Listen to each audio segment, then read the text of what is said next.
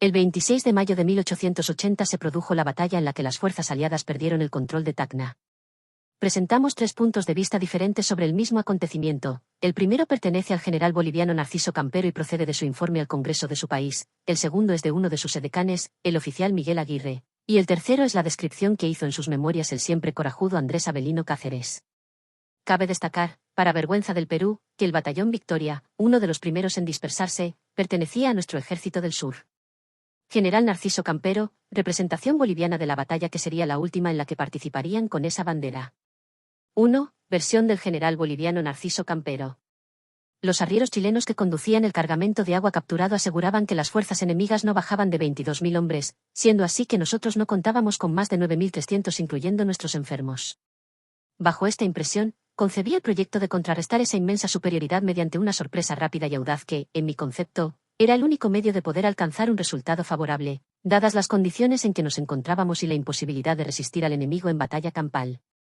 Decidí, pues, efectuar la marcha aquella misma noche y caer sobre el enemigo al amanecer, procurando tomarlo por sorpresa, no dándole tiempo para desplegar en batalla sus masas y, quizás, aún impedirle aprovechar de sus 2 elementos más poderosos, su caballería y su artillería, cuya acción podía inutilizarse solo con una sorpresa afortunada.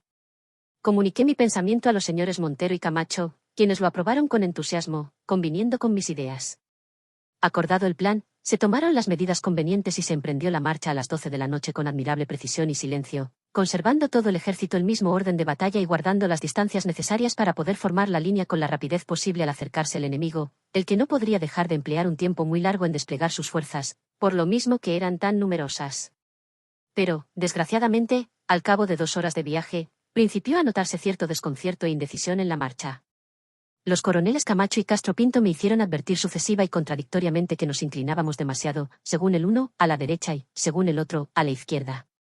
Ordené que se reunieran los guías de ambas alas con el que dirigía el centro, y que examinaran conjuntamente la situación en que nos encontrábamos y la dirección que debíamos seguir. Después de una larga discusión entre ellos, manifestaron que estaban inciertos, que no podían ponerse de acuerdo respecto a nuestra posición ni mucho menos orientarse, a causa de la densa niebla que cubría el espacio y nos envolvía ya por todas partes. En este estado noté que el desorden se había hecho mayor y que varios cuerpos habían aún perdido sus posiciones, apareciendo alguno de la derecha en la izquierda. Ordené que se hiciera alto y temiendo en estas circunstancias un encuentro con el enemigo, que nos hubiera ocasionado un desastre irremediable, siendo nosotros los sorprendidos en lugar de sorprenderlo. Resolví volver al campamento enviando algunos individuos por delante a fin de que se encendieran allí algunas fogatas que nos guiaran. Hecho esto, se verificó la contramarcha y llegamos al amanecer del 26, mayo de 1880, ocupando todo el ejército las mismas posiciones que antes. Deploré profundamente el ver frustrado este plan que, en mi concepto, era el único que podía haber asegurado la victoria. Eran horas 10 a 11 a.m. En estos momentos me dirigí hacia el ala derecha y en una pequeña eminencia me encontré con el general Montero, que venía hacia el centro. Nos detuvimos allí un instante, por ser un sitio a propósito para observar en su mayor ostentación el campo de batalla. Era grandioso el cuadro que se presentaba a nuestra vista y no pudimos menos que permanecer absortos en su contemplación. Quisiera poder describirlo con los mismos colores y variados matices con que se ofreció a mi vista. En nuestro costado derecho, donde el combate no era todavía muy encarnizado, el ala derecha de nuestra línea y la izquierda del enemigo presentaban el aspecto de 2 inmensas fajas de fuego como envueltas por una especie de niebla iluminada con los tintes del crepúsculo de la mañana. El centro, donde obraba con más vigor la artillería enemiga, ofrecía el espectáculo de un confuso hacinamiento de nubes bajas, unas blancas y otras cenicientas, según las descargas eran de crupo de ametralladoras. El costado izquierdo, donde el combate era más reciamente sostenido, no presentaba sino una densa oscuridad, impenetrable a la vista, pero iluminada de momento a momento, como cuando el rayo cruza el espacio en noche tempestuosa. El tronar era horrible o, más bien, no se oía más que un trueno indefinidamente prolongado. En su conjunto era arrobadora la contemplación de este cuadro maravilloso, a pesar de la íntima convicción de que su fondo no contenía otra cosa que la desolación y la muerte, disfrazadas con deslumbradores ropajes.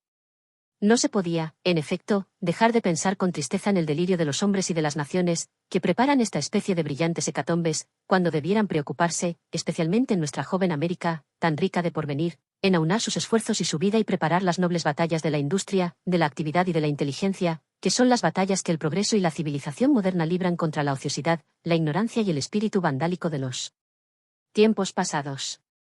Noté algunos síntomas de desorden en el ala izquierda, me informé de lo que pasaba y se me heló la sangre en las venas al saber que uno de los más crecidos de nuestros cuerpos, el batallón Victoria, apenas entrado en la línea de batalla, Había cedido el campo y principiaba a desordenarse.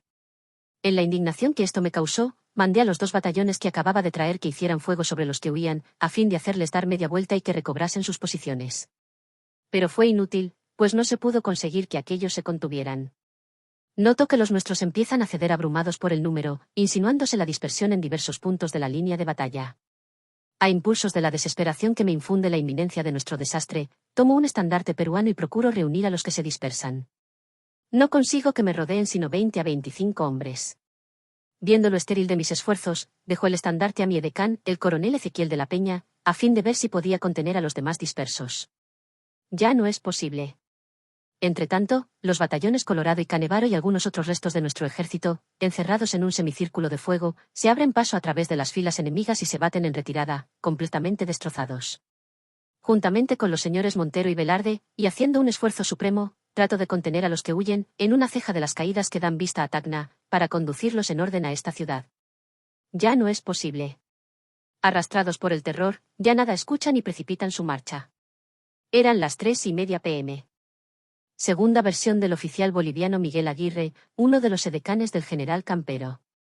Habiendo llegado al centro de la izquierda, encontré al señor coronel Camacho con sus ayudantes y ofreciéndole un magnífico anteojo que tenía en la mano le dije: «Mi coronel, ya es manifiesta la intención del enemigo de atacarnos resueltamente por este flanco. ¿No le parece a Ude que sería conveniente cambiar el frente de la batalla, adelantando la derecha y retirando la izquierda?» El coronel tomó mi anteojo y recuerdo que me contestó tranquilamente: «Veremos qué disposiciones se toman». El enemigo formaba su línea casi perpendicular sobre el extremo izquierdo del ejército aliado, con tendencias a rebasarlo por aquel flanco.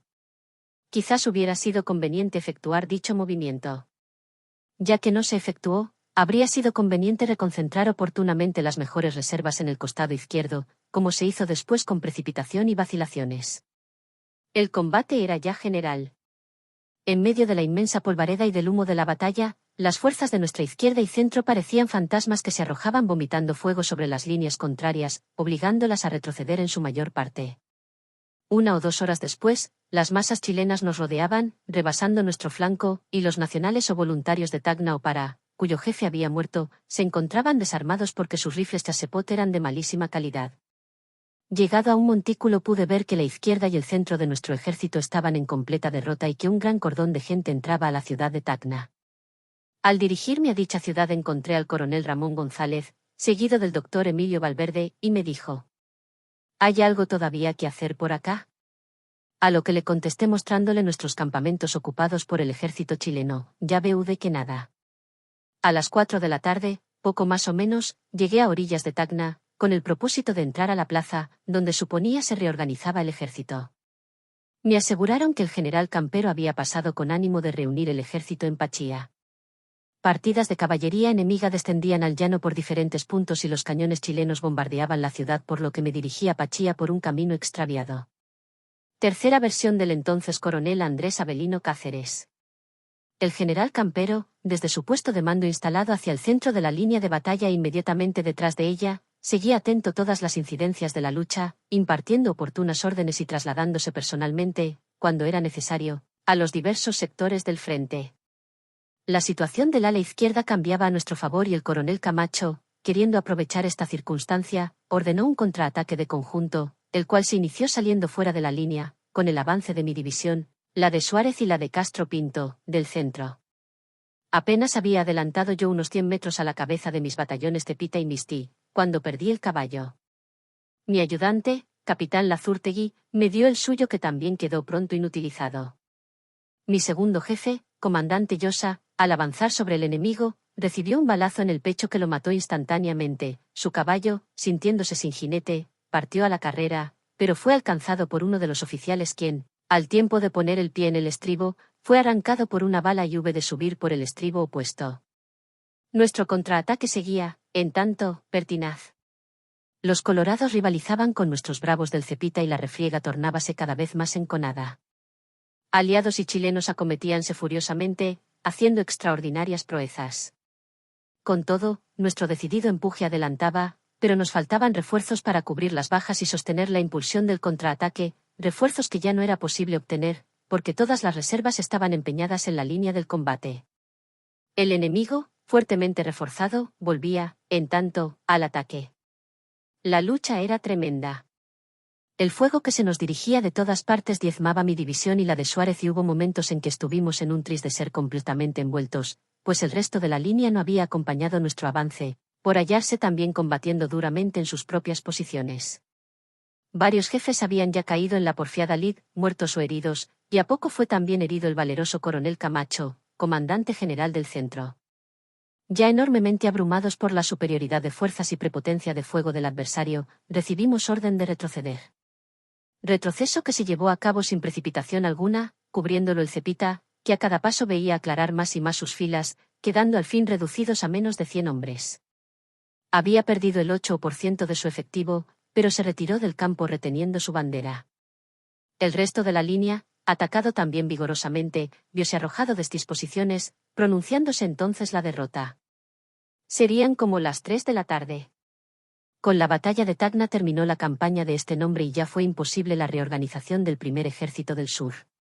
Después de una estancia de 2 días en Tarata, donde escasearon las subsistencias y solo tuvimos choclos para comer, emprendimos la marcha hacia Puno. El día de la partida se nos dio a cada uno de los jefes y oficiales una peseta boliviana o chaucha a cuenta de nuestros haberes. En la tarde de aquel mismo día llegamos a un paraje de la cordillera, donde el frío era intensísimo y, con el hambre atrasada que llevábamos, nos vino muy bien una sabrosa comida de carne de llama. Con la batalla y derrota de Tacna quedó terminada, prácticamente, nuestra alianza con Bolivia, pues desde entonces no volvieron a intervenir tropas bolivianas en la contienda con Chile, la cual fue sostenida sola y únicamente con el Perú.